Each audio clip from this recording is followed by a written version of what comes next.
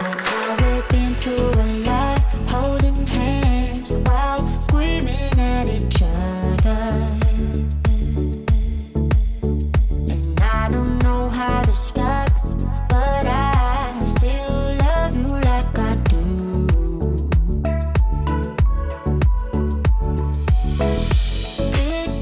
Hello les filles, comment ça va? J'espère que vous allez bien. On se retrouve pour un nouveau vlog et les filles, je viens vous voir à chaud comme ça parce qu'en fait je suis en gros stress. J'ai mon échographie là, donc la toute dernière, pour savoir si tout est bien parti et tout ça, par rapport à la fausse couche. Je suis tellement stressée que je sens que, j'ai des aigreurs d'estomac en fait. À chaque fois que j'y pense, j'ai comme un courant électrique comme ça dans mon estomac. J'ai juste qu'une hâte, c'est que ce rendez-vous se fasse, se termine et qu'on clôture ce chapitre. J'espère qu'on va pouvoir le clôturer. Ce que je redoute le plus, c'est qu'elles me disent qu'il y a encore quelque chose et qu'il faut que donc je fasse, je crois que ça s'appelle un curetage, où en fait c'est littéralement ils te mettent sous anesthésie générale, j'arrive même plus à parler, et ils t'aspirent en fait tout ce qui reste, donc l'intérieur de l'utérus, pour être sûr qu'il reste plus rien. Déjà rien que l'idée de l'anesthésie générale, je déteste l'anesthésie générale, j'en ai eu 2 dans ma vie, à quelques années d'écart, et franchement à chaque fois ça a été une super mauvaise expérience pour moi. Et en plus, d'avoir cet acte chirurgical comme ça, c'est chaud, donc j'arrête pas d'essayer de me projeter en fait de façon positive et d'imaginer que pendant le rendez-vous, elle va me dire non c'est bon, il y a plus rien et tout, un peu comme au moment de ma mammographie. Je me force en fait à imager ça et à me l'imaginer et à me projeter comme ça de façon positive. Mais des fois, ça revient. Tout à l'heure, j'étais sous la douche et je me suis dit, oh là là, mais imagine, il y en a encore, imagine. Parce qu'en fait, ce qui me fait en plus douter, c'est que j'ai encore des saignements. Isaac va pas pouvoir venir avec moi, en plus, je vais devoir y aller toute seule. Je lui ai demandé quand même de m'accompagner, de m'attendre dehors. Parce que de toute façon, c'est un rendez-vous qui va durer 20 minutes et puis c'est tout, c'est comme ma mammographie. J'espère que ce sera positif, mais laisse tomber, je suis trop en stress. Il est 14h10 et mon rendez-vous est à 14h40, donc dans une demi-heure pile poil. C'est pas très loin d'ici, ça doit être à une vingtaine de minutes. Donc on va pas tarder, j'attends qu'Isaac soit dispo et prêt pour y aller. Sinon ce matin, comme vous l'avez vu, on a fait les courses à Grand Frais. C'est un nouveau Grand Frais qui a ouvert plus proche de chez nous. Donc on est trop contents parce qu'avant on allait à celui où on habitait avant, près de l'appartement. Et ça nous faisait quand même une sacrée trotte. Et du coup là, on est bien content d'avoir celui-là à côté, donc c'est chouette. Puis voilà, c'est tout. Non, il y avait autre chose aussi que je voulais vous dire. Je me souviens plus, bref, de toute façon je vous embarque avec moi ces prochains jours.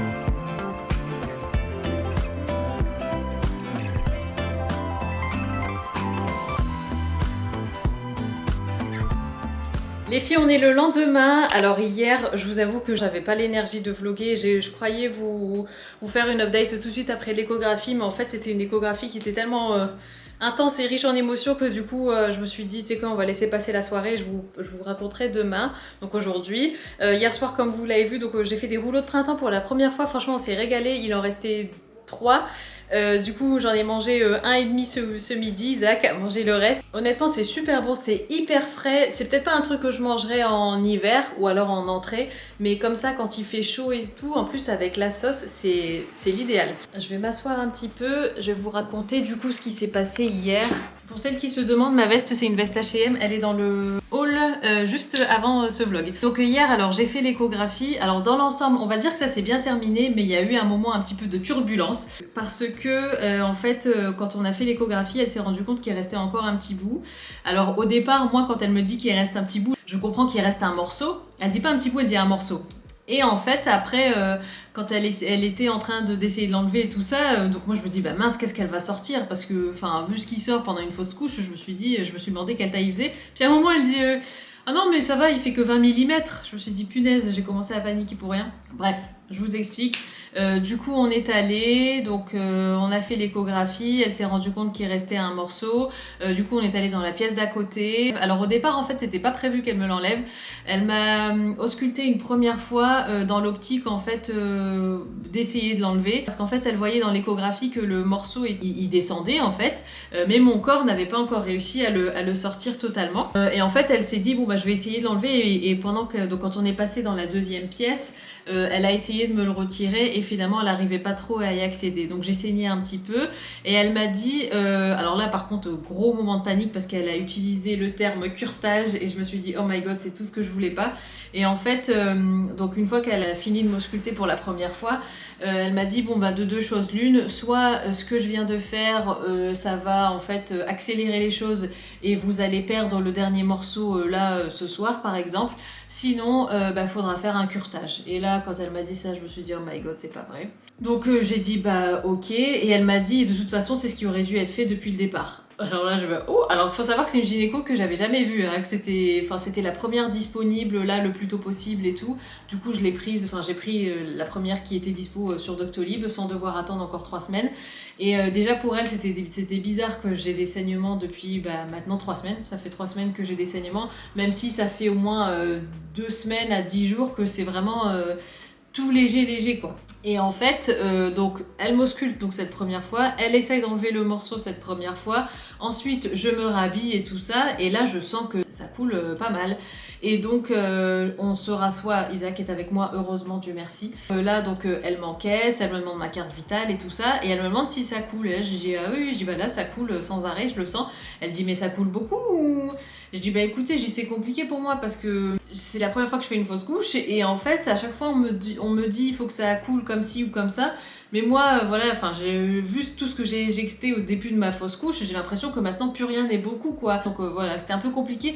Enfin, c'est toujours compliqué pour moi de quantifier qu'est-ce qui est beaucoup et qu'est-ce qui est pas beaucoup quand on parle de perte de sang et de règles. Et du coup, donc elle m'encaisse et tout ça, machin.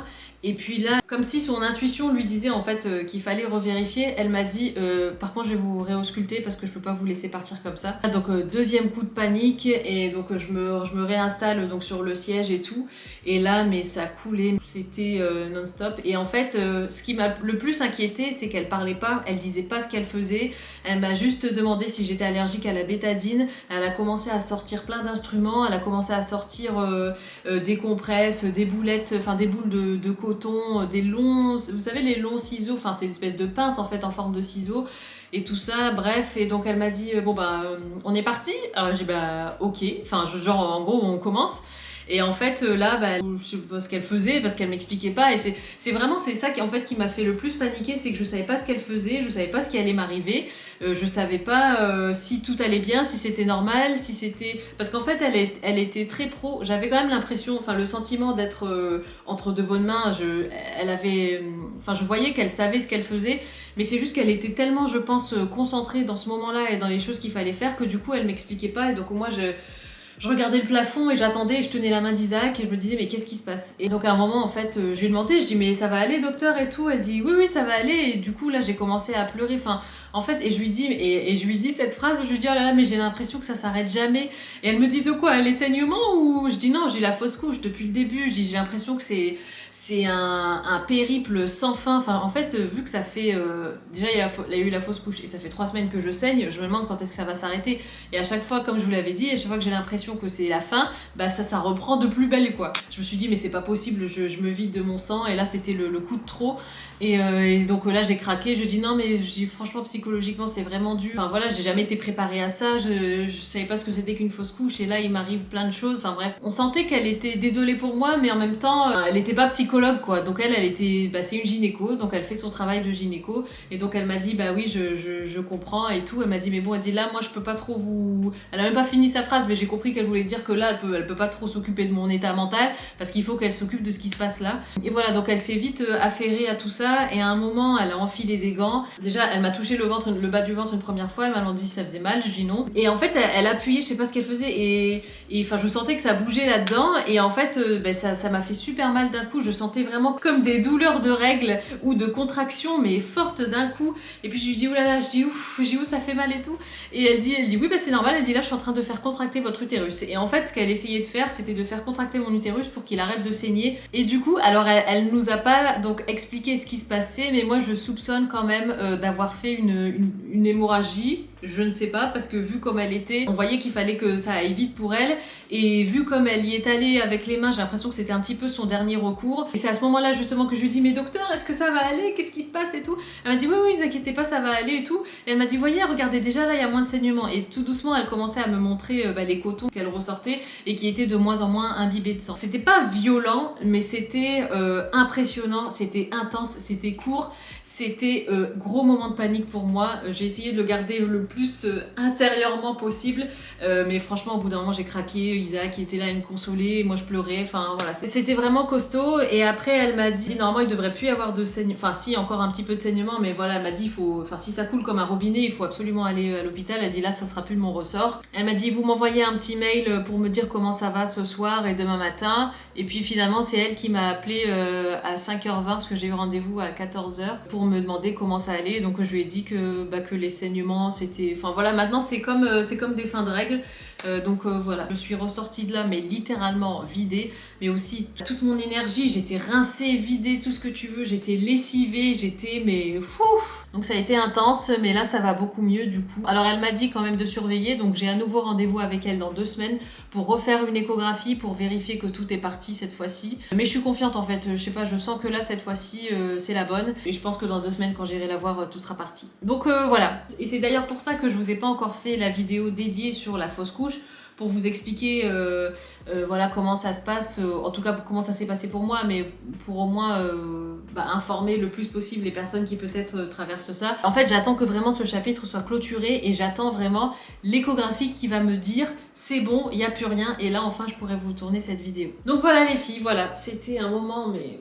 Et honnêtement, j'en ai encore rêvé cette nuit. J'ai fait des cauchemars, donc il a fallu que je laisse passer cette nuit, tout ça pour digérer tout ça. Là, ça va. Ce matin, j'ai fait une séance de sport, tout va bien. Donc en tout cas, ça s'est bien terminé. J'étais en stress au début, j'étais en stress pendant, mais je suis ressortie de là quand même soulagée. Encore un petit peu d'appréhension, mais soulagée quand même parce que je savais que voilà que c'était sur la bonne voie. Mais d'un côté, je me suis dit, enfin, on en parlait avec Isaac et on s'est dit, même si voilà, ça s'est bien passé avec elle, je suis contente de, enfin quelque part. Après voilà, je sais pas si le mot contente c'est le bon terme. Je sais que si j'avais été la voir elle dès le début, ou si j'avais été suivie par elle dès le début, dès qu'il y avait fausse couche, je pense qu'elle m'aurait en fait tout de suite dit d'aller à l'hôpital, faire un curetage, tout ça.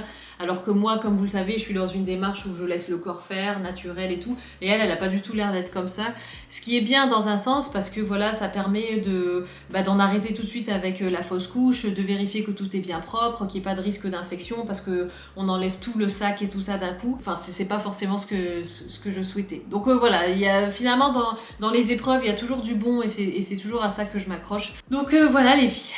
Et sinon, là, je vais aller voir la chambre d'Ayane parce qu'en fait, comme vous le savez, on lui a donné notre matelas vu que nous on a pris un matelas plus grand, mais il lui manquait le sommier. On a commandé un sommier chez Emma. Alors c'est pas du tout sponsorisé, c'est un sommier qu'on a payé avec notre argent quoi. Et Isaac l'a monté, je suis trop contente. Bon, je vais pas vous montrer parce que c'est le bazar. Franchement, je sais pas si c'est Ayane ou si c'est la chambre des enfants de manière générale. Moi je sais que j'ai toujours été très ordonnée quand j'étais plus petite, donc ma chambre était toujours rangée. Par contre je sais que mon frère c'est un peu plus compliqué, que mon père à chaque fois voilà il lui dit de ranger sa chambre et tout. Du coup, oh là là, je sais pas si c'est un truc de garçon ou... Je sais pas, après voilà, il y a des personnes, même garçons ou filles qui sont ordonnées et il y a des personnes, enfin, garçons ou filles qui sont bordéliques quoi. Ayane, franchement, je pense que c'est un artiste parce que déjà, il adore dessiner et tout. Il est très rêveur, il est pas forcément... clac quoi tu vois, donc il y en a un petit peu partout à droite à gauche. Bon, je vais essayer de lui faire une surprise, enfin ce que je vais faire c'est que je vais lui changer ses draps, enfin voilà, bien lui faire sa chambre, un petit peu l'organiser. Je vais pas tout ranger parce que je pars du principe quand même que c'est important que les enfants rangent leur chambre et qu'ils croient pas que c'est toujours maman qui va venir ranger la chambre et tout. Mais voilà, j'ai envie quand même de lui faire une jolie chambre et que comme ça il aura la surprise de son lit avec son sommier et les draps propres et tout et tout. Donc je vais faire ça et puis je vous retrouve après. C'est le lendemain les filles et je descends à la cave parce qu'en fait il y a mon aspirateur qui est en train de tourner en haut et je me dis que vous n'allez pas m'entendre. Et de toute façon, je voulais aller à la cave avec vous pour en fait tester un truc sur lequel je suis tombée par hasard sur YouTube en fait. C'est un tuto sur comment prendre soin de sa machine à laver et c'est vrai que nous, la nôtre, bah, comme je vous l'avais dit la dernière fois, elle commence à bugger et tout. Et en fait, je savais pas que c'était un truc qu'il fallait faire assez souvent, mais je vous avoue que ma machine à laver, genre je l'ai jamais nettoyée de l'intérieur, on va dire. Ça peut être cracra maintenant parce que pourtant c'est quelque chose que je fais pour mon lave-vaisselle. Mais pour ma machine à laver, j'y pense pas trop. Et en fait, je suis tombée par hasard sur une vidéo où il y avait un monsieur qui expliquait qu'il fallait en fait de temps en temps verser 2 litres de vinaigre ménager dans sa machine à laver, la laisser tourner à chaud et après, avant qu'elle ne fasse l'essorage, qu'il fallait en fait faire pause sur la machine et laisser le vinaigre agir pendant soit toute une nuit, ou pendant 8 heures, ce genre de choses. Donc moi, je vais le faire maintenant parce que ça fait plusieurs jours que j'ai envie de le faire. Et à chaque fois, je me dis que j'ai envie de le faire avec vous pour vous partager l'astuce au cas où vous connaissez pas. Et du coup à chaque fois je retarde. Et là je me dis mais tu sais quoi, faut que je le fasse maintenant. Donc soit vous versez votre vinaigre, alors moi j'ai celui-là que j'ai acheté en supermarché. Soit vous versez votre vinaigre dans votre bac à lessive, soit vous versez directement dans le tambour. En fait ça dépend si votre machine à laver fait une vidange au démarrage. Moi la mienne, il me semblait qu'elle en faisait une, mais j'ai l'impression que non, enfin je suis pas sûre. Du coup pour pas prendre de risques, je vais quand même verser dans le bac à lessive, comme ça en même temps ça nettoiera le bac à lessive. Et puis voilà, puis je vais la mettre du coup à... Alors moi j'ai 60 et j'ai 95, donc il faut mettre au programme le plus chaud, mais je me dis que 95, ça fait hyper chaud quand même. Le monsieur il avait mis à 90, allez 95, je l'ai jamais fait de toute façon, donc pour une fois ça sera pas gênant. Apparemment ça nettoie nickel le tambour, enfin l'intérieur et tout, et c'est bon aussi pour les filtres, et étant donné que nous en ce moment elle bug pour tout ce qui est vidange et tout, je me dis que c'est peut-être le filtre qui est vraiment entartré, et que ça lui fera du bien aussi. Donc c'est parti.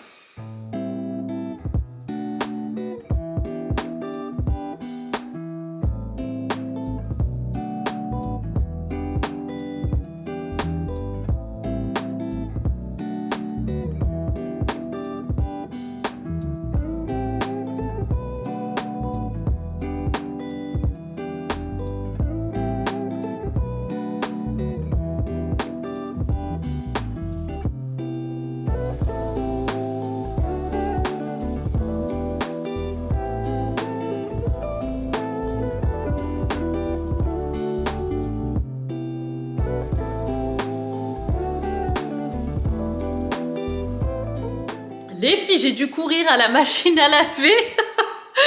En fait, j'avais mis la minuterie, donc comme vous l'avez vu tout à l'heure, je sais pas si vous avez compris d'ailleurs, mais en fait à l'écran je vous montrais que je mettais le minuteur pendant 1 heure, le temps qu'elle fasse un petit peu son cycle et que je la mette en pause avant qu'elle fasse la vidange. Et là, il reste genre 2 minutes 30 sur le minuteur et j'entends qu'elle commence à faire du bruit. Et je dis à Isaac, c'est quoi ce bruit? Elle fait la vidange? Il me dit bah oui, là elle est en train de se vider. Du coup, j'ai couru vite à la cave et je l'ai mise en pause. Donc là, je la laisse comme ça arrêter pendant à peu près jusqu'à ce soir, je pense. Et ce soir, avant de dormir, j'irai lui faire donc le rinçage, la vidange. Et comme ça, le vinaigre aura bien fait effet et tout. Comme ça, elle sera toute propre de l'intérieur. Et sinon, les filles, je suis dégoûtée parce que j'étais en train de regarder la télé avec Isaac et je me suis rendu compte qu'il y a une tache sur le canapé. Et c'est une tache, en fait, qui s'était déjà produite, je vais vous montrer de toute façon, à un autre endroit. Et je croyais que c'était, je sais pas, du crayon ou... Bon, enfin, je vais pas dire que j'accusais Ayane, mais c'est vrai que je pensais que c'était du feutre, du crayon, parce qu'Ayane aime beaucoup le dessin, comme vous le savez.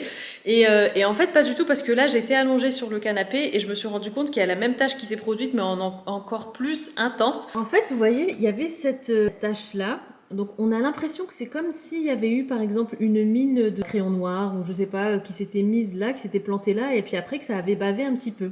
Et en fait, je viens de m'apercevoir que, regardez-moi ça, il y a exactement la même tache mais en plus foncé encore. D'ailleurs ça, non ça c'est une fibre, c'est du tissu.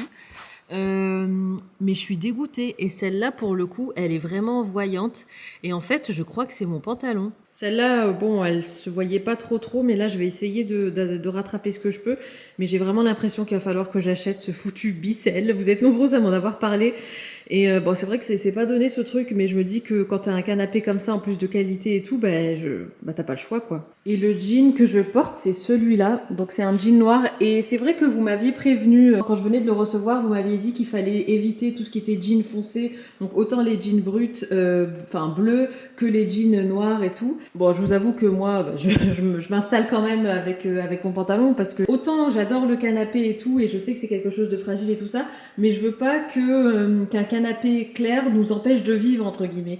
Et ça reste quand même que du matériel, même si c'est un très beau canapé et tout. Et du coup, voilà, enfin si Ayane il a envie de s'allonger, bon je lui dis de faire attention, mais je veux pas pareil l'empêcher de vivre et qu'il soit là pas à l'aise dans son canapé. Alors qu'à la base, un canapé c'est quand même fait pour chiller dedans, pour être bien, pour se détendre et tout quoi. Donc je vais essayer d'enlever la tache, je vais prendre du liquide vaisselle avec un petit peu de vinaigre, je vais mettre sur de l'essuie-tout parce que de l'essuie-tout c'est blanc, alors que si je prends une éponge, bah, c'est coloré, moi en plus j'ai une éponge rose fuchsia, vous savez la lavette pour essuyer la table et tout, ça risquerait de laisser une auréole rosâtre sur le canapé et ça c'est hors de question, donc je vais tester ça, je vais voir si ça part.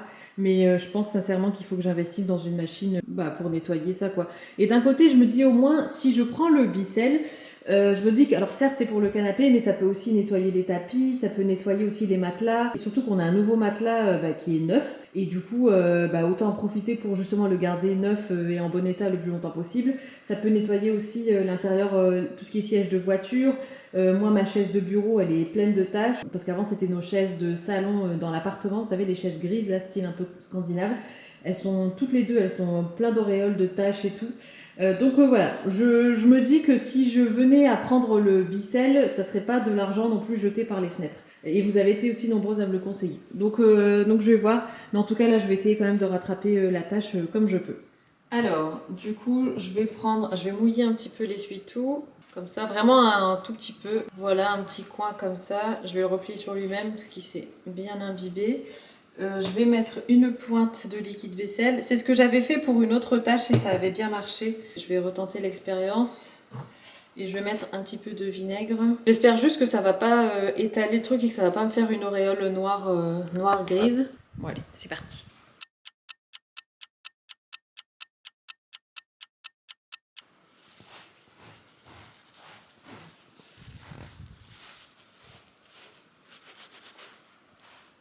Ça marche pas. Ah, quoique.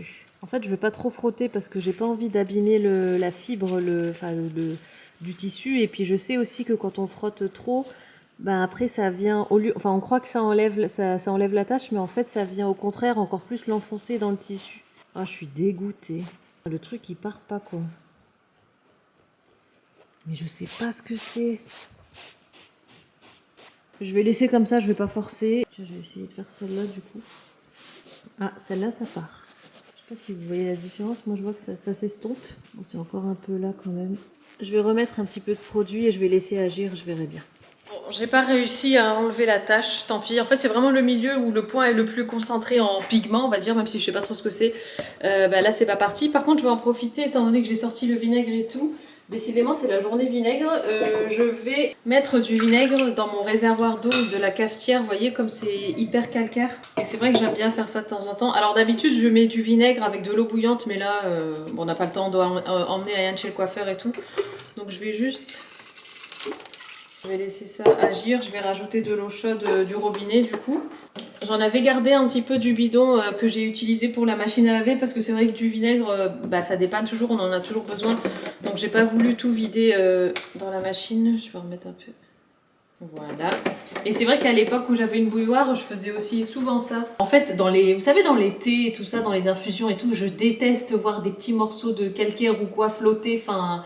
il fallait toujours que la bouilloire soit nickel chrome. Maintenant, je fais bouillir mon eau au Thermomix. Mais c'est vrai que c'était un truc, je supportais pas. Ou bien quand j'allais, avant Covid et tout, quand t'es invité chez les gens, ou par exemple même chez ma mère, elle nettoie sa bouilloire aussi, mais pas aussi souvent que moi. Et du coup, quand j'ouvrais la bouilloire, elle me proposait un thé, je disais oui. Et si je voyais qu'il y avait du calcaire dans le fond de la bouilloire, je disais bah non, finalement, j'en veux pas. Mais elle me connaît, elle sait que je suis comme ça et tout, et que je suis un peu too much. Mais franchement, le vinaigre, c'est radical. Je suis en train de faire couler de l'eau bien chaude dedans. Et je vais laisser agir ça idéalement toute la nuit. J'ai demandé à Isaac s'il voulait un café avant, il m'a dit non. Eau chaude plus vinaigre. Et on va laisser faire le taf. Par contre, les filles, surtout, ne faites jamais ça pour détartrer l'intérieur de votre Nespresso. En fait, je l'avais déjà montré à plusieurs reprises, mais pour vraiment l'intérieur de ma machine, je fais vraiment le kit de détartrage que Nespresso vend et tout. Il faut surtout pas mettre de vinaigre dans la cafetière. Là, c'est juste vraiment que pour le réservoir d'eau, quoi, pour qu'il soit bien nickel, propre, enfin brillant, en fait, bien transparent et qu'il n'y ait plus ce film blanc calcaire, quoi. Donc voilà pour ça, je vais laisser agir ça je pense jusqu'à demain matin. Et là on va aller du coup emmener Ayane chez le coiffeur. Il est au fond là-bas en train de se préparer, il déteste aller chez le coiffeur mais là il a une touffe, je vous raconte pas. En plus il a des cheveux épais qui poussent très vite, alors tant mieux parce que pour moi je lui dis toujours que c'est signe de bonne santé et tout. Mais c'est vrai que du coup ça veut dire qu'il faut souvent l'emmener chez le coiffeur et à chaque fois il y va à reculons quoi. Regardez les filles, alors ça c'est l'arrière, mais il faut savoir que devant ils sont tellement longs qu'il a les mèches qui tombent sur les yeux. Hein? Oui. Donc là, il est grand temps d'aller chez le coiffeur, jeune homme.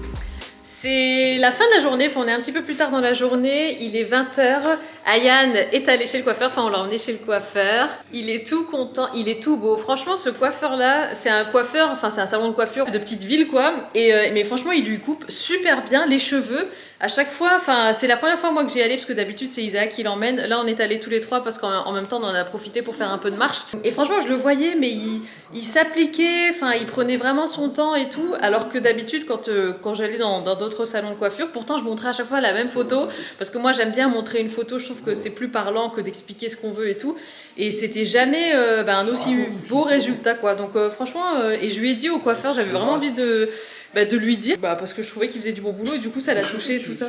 Ouais, il était super content, ouais, ça l'a touché, il m'a dit c'est la passion du métier et on voit justement que c'est quelqu'un de passionné et qui aime couper les cheveux quoi. Enfin bref, là Isaac est en train de nous faire à manger. Du coup, il nous fait des bonnes crevettes. À la base, c'est censé être des crevettes, vous savez, des spaghettis de crevettes avec la crème fraîche et tout, mais la dernière fois on n'avait pas de crème fraîche, donc il les a faites sans et franchement on a encore plus aimé sans et ça sent tellement bon l'ail. Donc là il y a quoi? Il y a de l'huile d'olive. De l'huile d'olive, de l'ail et des crevettes. Et des crevettes. Il y a 4 gousses d'ail. Coupées en morceaux. 4 gousses d'ail. Petit morceau. Voilà, un petit morceau avec des petites crevettes. Et pour les épices, qu'est-ce que t'as mis du coup? J'ai rien mis encore. Ah, t'as rien mis. Mais tu vas mettre quoi? Du sel. Ouais. Pepper. Ouais. Paprika douce. Oui. Et du piment. Pimenté.